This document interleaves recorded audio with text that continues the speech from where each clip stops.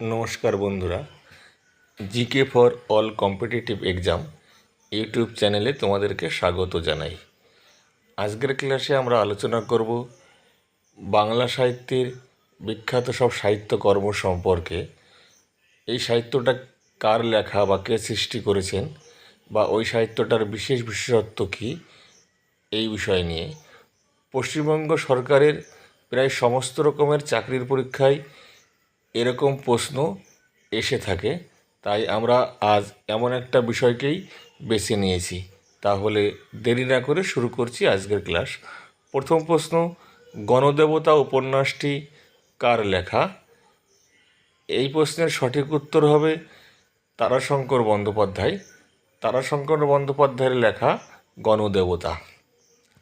যে বইটি লিখে তারাশঙ্কর বন্দ্যোপাধ্যায় 1966 সালে প্রথম বাঙালি হিসাবে জ্ঞানপীঠ পুরস্কার পেয়েছিলেন।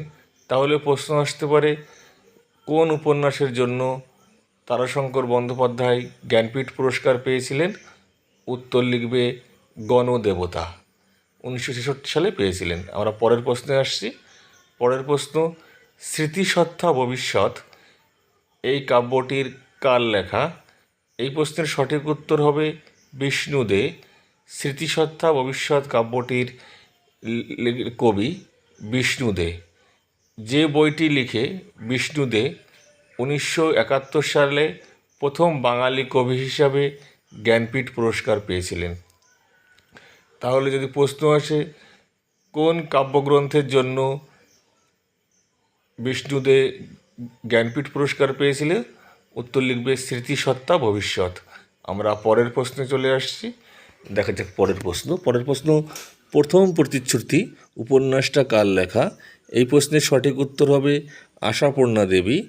আশাপূর্ণা দেবীর লেখা উপন্যাস প্রথম প্রতিশ্রুতি। যে বইটি লিখে আশাপূর্ণা দেবী 1976 সালে প্রথম বাঙালি মহিলা হিসাবে জ্ঞানপীঠ পুরস্কার পেয়েছিলেন। তাহলে যদি প্রশ্ন আসে কোন উপন্যাসের জন্য আশাপূর্ণা দেবী জ্ঞানপীঠ পুরস্কার পেয়েছিলেন, উত্তর লিখবে প্রথম প্রতিশ্রুতি। পরের প্রশ্ন, পদাতিক কাব্যগ্রন্থটি কার লেখা? এই প্রশ্নের সঠিক উত্তর হবে সুভাষ মুখোপাধ্যায়। পদাতিক কাব্যগ্রন্থটি সুভাষ মুখোপাধ্যায়ের লেখা। এই পদাতিক কাব্যগ্রন্থ লিখে সুভাষ মুখোপাধ্যায় 1991 সালে জ্ঞানপীঠ পুরস্কার পেয়েছিলেন। তাহলে যদি প্রশ্ন আসে কোন কাব্যগ্রন্থের জন্য পদাতিক কবি সুভাষ মুখোপাধ্যায় জ্ঞানপীঠ পুরস্কার পেয়েছিলেন, এই প্রশ্নের সঠিক উত্তর হবে পদাতিক। আমরা পরের প্রশ্নে চলে আসছি। দেখা যাক পরের প্রশ্ন, 1084 মা এই উপন্যাসটি কার লেখা? এই প্রশ্নের সঠিক উত্তর হবে মহাশ্বেতা দেবী। 1084 মা মহাশ্বেতা দেবীর লেখা। এই উপন্যাসটি লিখে মহাশ্বেতা দেবী 1996 সালে জ্ঞানপীঠ পুরস্কার পেয়েছিলেন।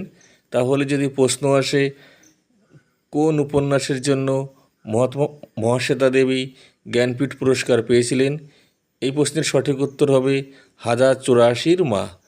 আমরা পরের প্রশ্নে চলে যাচ্ছি। দেখা যাক পরের প্রশ্ন, আরোগ্য নিকেতন এই উপন্যাসটি কার লেখা? এই প্রশ্নের সঠিক উত্তর হবে তারাশঙ্কর বন্দ্যোপাধ্যায়। আরোগ্য নিকেতন উপন্যাসটির লেখক তারাশঙ্কর বন্দ্যোপাধ্যায়। যে উপন্যাসটি লিখে 1956 সালে তারাশঙ্কর বন্দ্যোপাধ্যায় সাহিত্য একাডেমি পুরস্কার পেয়েছিলেন। তাহলে যদি প্রশ্ন আসে কোন উপন্যাসের জন্য তারাশঙ্কর বন্দ্যোপাধ্যায় সাহিত্য একাডেমি পুরস্কার পেয়েছিলেন, এই প্রশ্নের সঠিক উত্তর হবে আরোগ্য নিকেতন। আমরা পরের প্রশ্নে চলে যাচ্ছি। দেখা যাক পরের প্রশ্ন কী আছে। পরের প্রশ্ন, সাগর থেকে ফেরা এই কাব্যগ্রন্থটির কবিকে? এই প্রশ্নের সঠিক উত্তর হবে প্রেমেন্দ্র মিত্র। সাগর থেকে ফেরা কাব্যগ্রন্থটির কবি প্রেমেন্দ্র মিত্র। যে কাব্যগ্রন্থটি লিখে প্রেমেন্দ্র মিত্র 1957 সালে সাহিত্য একাডেমি পুরস্কার পেয়েছিলেন। তাহলে যদি প্রশ্ন আসে কোন কাব্যগ্রন্থের জন্য প্রেমেন্দ্র মিত্র 1957 সালে সাহিত্য একাডেমি পুরস্কার পান, সঠিক উত্তর হবে সাগর থেকে ফেরা। আমরা পরের প্রশ্নে চলে যাচ্ছি, দেখা যাক পরের প্রশ্ন কী আছে। পরের প্রশ্ন, জাপানে নামক ভ্রমণ কাহিনীটির কার লেখা? এই প্রশ্নের সঠিক উত্তর হবে অন্নদাশঙ্কর রায়।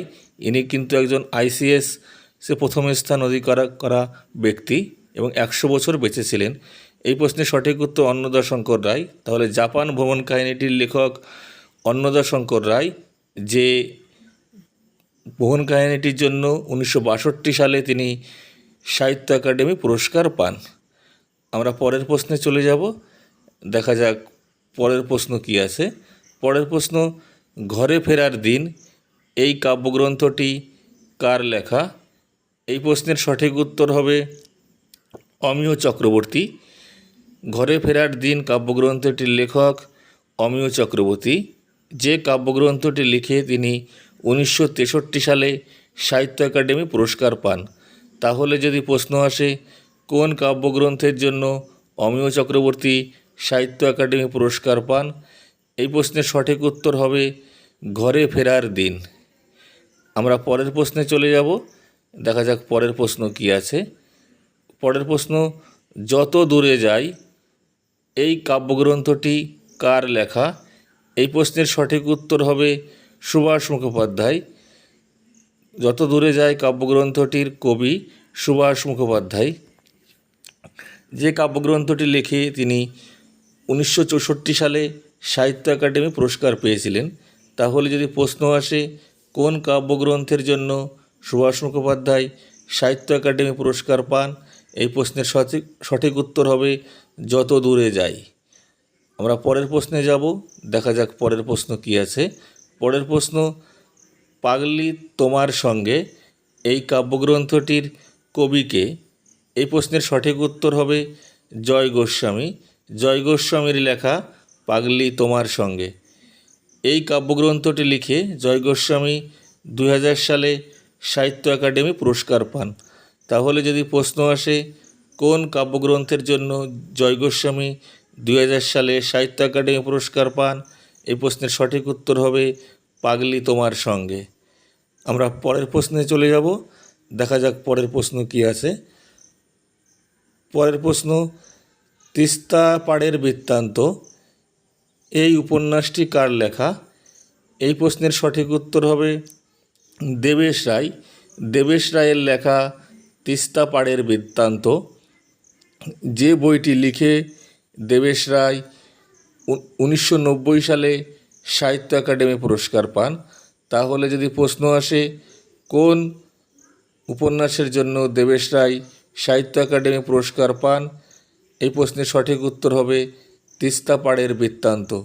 আমরা পরের প্রশ্নে চলে যাব, দেখা যাক পরের প্রশ্ন। পরের প্রশ্ন, মানব জমিন উপন্যাসটি কার লেখা? এই প্রশ্নের সঠিক উত্তর হবে শীর্ষেন্দু মুখোপাধ্যায়। মানব জমিন উপন্যাসটি শীর্ষেন্দু মুখোপাধ্যায়ের লেখা, যে উপন্যাসটি লিখে তিনি 1989 সালে সাহিত্য একাডেমি পুরস্কার পেয়েছিলেন। তাহলে যদি প্রশ্ন আসে শীর্ষেন্দু মুখোপাধ্যায় কোন উপন্যাসের জন্য 1989 সালে সাহিত্য একাডেমি পুরস্কার পান, সঠিক উত্তর হবে মানব জমিন। আমরা পরের প্রশ্নে চলে যাচ্ছি, দেখা যাক পরের প্রশ্ন কী আছে। পরের প্রশ্ন, সেই সময় উপন্যাসটি কার লেখা? এই প্রশ্নের সঠিক উত্তর হবে সুনীল গঙ্গোপাধ্যায়। সেই সময় উপন্যাসটি সুনীল গঙ্গোপাধ্যায়ের লেখা, যিনি নীললোহিত ছদ্মনামে লিখতেন।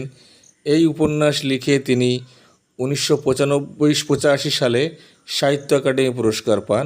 তাহলে যদি প্রশ্ন আসে কোন উপন্যাসের জন্য সুনীল গঙ্গোপাধ্যায় সাহিত্য একাডেমি পুরস্কার পান, সঠিক উত্তর হবে সেই সময়। আমরা পরের প্রশ্নে চলে যাচ্ছি, দেখা যাক পরের প্রশ্ন কী আছে।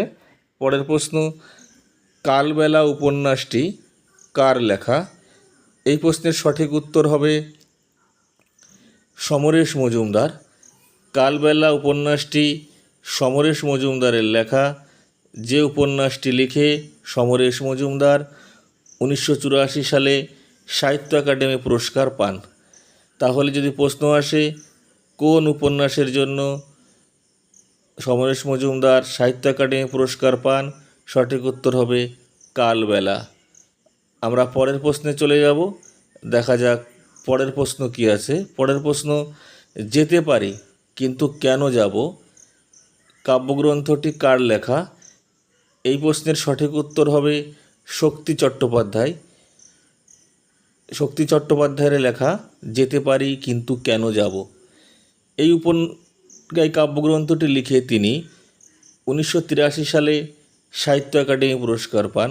তাহলে যদি প্রশ্ন আসে কোন উপন্যাসের জন্য শক্তি চট্টোপাধ্যায় 1983 সালে সাহিত্য একাডেমি পুরস্কার পান, উত্তর হবে যেতে পারি কিন্তু কেন যাব। দেখা যাক পরের প্রশ্ন কি আছে। পরের প্রশ্ন, শাম্ব উপন্যাসটি কার লেখা? শাম্ব উপন্যাস, এই উপন্যাসটির লেখক সমরেশ বসু। শাম্ব উপন্যাসটি সমরেশ বসুর লেখা। এই শাম্ব উপন্যাসটি লিখে 1980 সালে সমরেশ বসু সাহিত্য একাডেমি পুরস্কার পান। তাহলে যদি প্রশ্ন আসে কোন উপন্যাসের জন্য সমরেশ বসু সাহিত্য একাডেমি পুরস্কার পান, এই প্রশ্নের সঠিক উত্তর হবে শাম্ব। আমরা পরের প্রশ্নে চলে যাব। দেখা যাক পরের প্রশ্ন কি আছে। পরের প্রশ্ন, অরণ্যের অধিকার, এই উপন্যাসটি কার লেখা? এই প্রশ্নের সঠিক উত্তর হবে মহাশ্বেতা দেবী। মহাশ্বেতা দেবীর লেখা অরণ্যের অধিকার। যে উপন্যাসটি লিখে বা যে উপন্যাসটির জন্য মহাশ্বেতা দেবী 1979 সালে সাহিত্য একাডেমি পুরস্কার পান। তাহলে যদি প্রশ্ন আসে কোন উপন্যাসের জন্য মহাশ্বেতা দেবী সাহিত্য একাডেমি পুরস্কার পান 1979 সালে, উত্তর লিখবে অরণ্যের অধিকার। আমরা পরের প্রশ্নে চলে যাচ্ছি। দেখা যাক পরের প্রশ্ন কি আছে। পরের প্রশ্ন, বাবরের প্রার্থনা, এই কাব্যগ্রন্থটির কবিকে বা কার লেখা? এই প্রশ্নের সঠিক উত্তর হবে শঙ্খ ঘোষ। শঙ্খ ঘোষের লেখা বাবরের প্রার্থনা। এই বাবরের প্রার্থনা কাব্যগ্রন্থের জন্য শঙ্খ ঘোষ 1977 সালে সাহিত্য একাডেমি পুরস্কার পান। তাহলে যদি প্রশ্ন আসে কোন কাব্যের জন্য শঙ্খ ঘোষ সাহিত্য একাডেমি পুরস্কার পান, উত্তর হবে বাবরের প্রার্থনা। আমরা পরের প্রশ্নে চলে যাচ্ছি। দেখা যাক পরের প্রশ্ন কি আছে। পরের প্রশ্ন, উলঙ্গ রাজা, এই কাব্যগ্রন্থটি কার লেখা? এই প্রশ্নের সঠিক উত্তর হবে নীরেন্দ্রনাথ চক্রবর্তী। উলঙ্গ রাজা নীরেন্দ্রনাথ চক্রবর্তীর লেখা। এই উলঙ্গ রাজা কাব্যগ্রন্থের জন্য কবি নীরেন্দ্রনাথ চক্রবর্তী 1974 সালে সাহিত্য একাডেমি পুরস্কার পান। তাহলে যদি প্রশ্ন আসে কোন কাব্যগ্রন্থের জন্য নীরেন্দ্রনাথ চক্রবর্তী সাহিত্য একাডেমি পুরস্কার পান, এই প্রশ্নের সঠিক উত্তর হবে উলঙ্গ রাজা কাব্যগ্রন্থের জন্য। আমাদের আজকের ক্লাস এই পর্যন্তই। আমরা এই টপিকের উপরে আরও ক্লাস নিয়ে হাজির হব। তোমাদের এই ক্লাসটা কেমন লাগলো অবশ্যই কমেন্ট করে জানাবে। আর তোমরা আমার ভিডিওগুলো একটু বেশি বেশি করে লাইক কমেন্ট করবে এবং বন্ধুদের সঙ্গে শেয়ার করবে এবং তাদেরকে বলবে চ্যানেলটি সাবস্ক্রাইব করতে, যাতে আমি আরও বেশি করে উৎসাহিত হই এমন ভিডিও তৈরি করার জন্য। আজ আর কথা নয়, সকলে ভালো থেকো। ধন্যবাদ সকলকে।